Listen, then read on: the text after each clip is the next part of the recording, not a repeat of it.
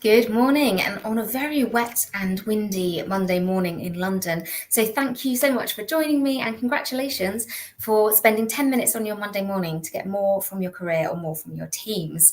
My name's Emily Edwards. I'm the career coach and commercial trainer for the travel industry. Please do drop in a comment to let me know who's here. I love to see who's joined me live. And if you have any questions, drop them in. I might answer them today, or I might answer them next week, because I think this is going to become at least a two-parter. There's so much to talk about in this topic. So today we're discussing the rather complex landscape of how hotels are managed. So, cast your minds back 10 years ago. I was in the lobby of what was then the Holiday Inn London Bloomsbury, when I was contracting UK. And somebody walked in very flustered. They'd taken ages to find the hotel. They were lost. They were upset. And they'd actually booked into the Holiday Inn London King's Cross, which is really just around the corner. And this poor person got to the desk already flustered with all their luggage. And they said, sorry, we don't have that address. So they pulled up, maybe it was on their phone, maybe it was printed out. They pulled up their reservation, to which the receptionist, the front desk officer, said, that's not for this hotel, that's for the Holiday in London King's Cross. It's just, it gave them directions. And they said, but you're all Holiday Inn, can't you just let me have the booking? Can't you just let me stay? And this is classic for a person outside of the industry. You've got no idea how Holiday Inn intermingles with the ownership, how that intermingles with the management companies that are involved. And actually, as industry people, we need to know how that runs. Also, something very pertinent at the moment is the situation between Sonder and Marriott. So Sonder runs short-term apartment rentals or short-term hotel stays, and they became part of Marriott's ecosystem a couple of years ago. And they have just spectacularly imploded. And Marriott's blaming Sonder and Sonder's blaming Marriott. But the impact on the guest who was staying is they were asked to leave their rooms as soon as possible. And they were not given any recourse to how to get a refund. There were, titanium and ambassador elite members of Marriott Bonvoy, who may have even booked through the Bonvoy platform, that were being told it's nothing to do with them, try and get a refund from your credit card company. So who really owns the guest in this situation? And for the layperson or for the person working with hotels, how much do they need to understand? So why does this matter to you who's listening? So most of my network are people who buy space from hotels, OTAs, B2Bs, etc., or selling your tech solution to hotels. And there are three key reasons why this matters to you and why it's good for you to understand how this all works. Number one, it gives you credibility. As I said, it's such a complex landscape that the person on the receiving end of your conversation will really appreciate that you understand what situation they're in and you won't kind of put your foot in your mouth. You can put yourself in their shoes, lots of feet analogies today, understand the reporting lines they have, the pressures they've got from different directions, understand what their targets and what their goals are. In case you didn't hear me at the beginning, please drop a comment and let me know who's in the chat. I would love to see you. The second reason why it's important for you as a commercial person in the travel industry is because you can use different relationships to get to the same physical hotel. Let's take Holiday Inn London Bloomsbury. You could go in via the brand, directly in the hotel with the GM, or through a management company. And that means when people move around, you can coattail them. That means when someone moves from company to company, you can follow them, and it opens up so many more avenues, not just to one hotel, but also to the new brand or new management company. And point number three is the leverage that your company can have, the size of your impact on that group. If you're only paying attention to one hotel, you are missing out. So if your product is in 100 hotels from the same brand, and you're speaking hotel by hotel by hotel by hotel, that's 100 times the conversation, but probably half the impact or less, versus speaking to the brand or the management company, where you might be reaching a tipping point to have more influence, and you may be able to prove that you're more important to them than they realized. So I'm doing some drawing today. We're doing some art. Let's get into it. Firstly, in the middle, you've got the hotel. So the hotel is, this is really what a layperson thinks a hotel is, right? So it's the product, it's the bricks and mortar hotel, it's the building, it probably has a phone that you can call, you can walk into the lobby, speak to a front desk officer, you go and you stay in a room with a bed, it probably has a breakfast room or a restaurant. It's normally run by the GM, and that concept is what I'm going to talk about today as being the hotel. And then next up, we have the owners. Now, can't do two things at once here. you could argue, I've put an entire circle around here, and you could argue that this is the same thing as the hotel, because every single hotel has an owner who obviously is interested in that hotel doing well. But I put it as a separate circle to consider because there are so many different potential perspectives from a hotel owner.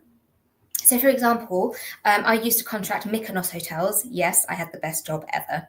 And there were plenty of hotels there that were run by the owner. So the owner was someone that was probably from Mykonos, used to own the land, had a farm there or something, decided to build a hotel. And now the owner runs the hotel, probably as the GM, or brought his sister in or something. And everyone in the hotel is employed by that owner. And there's probably lots of friends and family helping out. So that's a very different experience to what you might see typically, for example, in the US, where you see multi-property investors, people that for a living invest in hotels and probably have hundreds of hotels, maybe with the same brand, maybe with the same management company.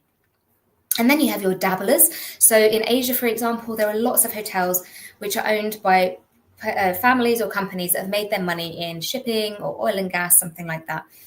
And those owners may have one or two hotels. So for them, it can be a little bit of a vanity project, somewhere really nice. They get to bring their friends and family, a visible display of the success that they've had.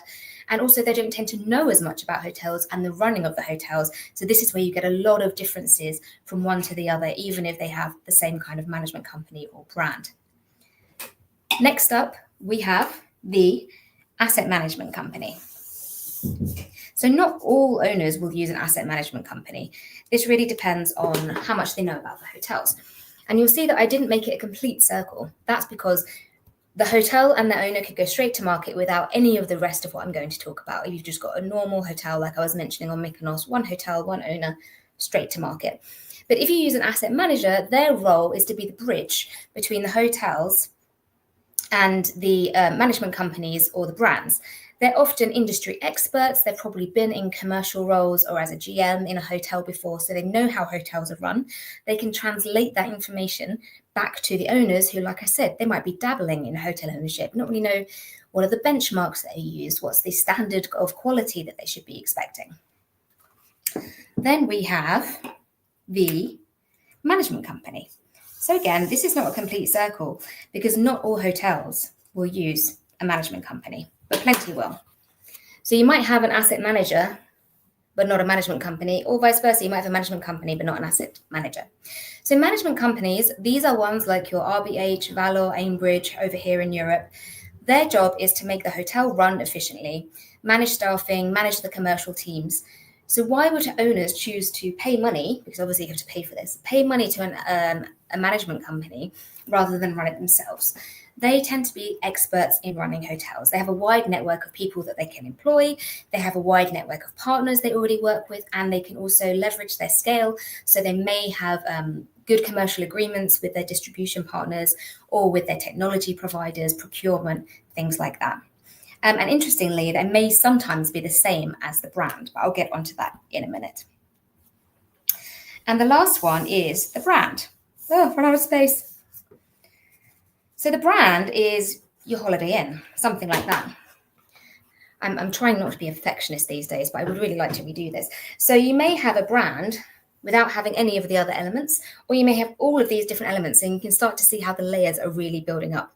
So your brand is something like an IHG, Accor, Marriott, Minor Hotels, Hotel du Chocolat. They can be big, they can be small. And the brand is really the name above the door. They have your booking system. They may have internal systems like your RMS. These are the ones that have your loyalty scheme. So I mentioned the Bonvoy loyalty scheme earlier. All of the major hotel brands have their own loyalty scheme.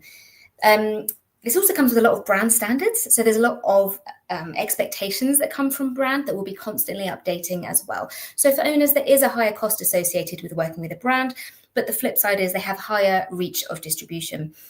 There is a risk of hotels being deflagged if they don't reach up to the brand standards or they slip behind too often.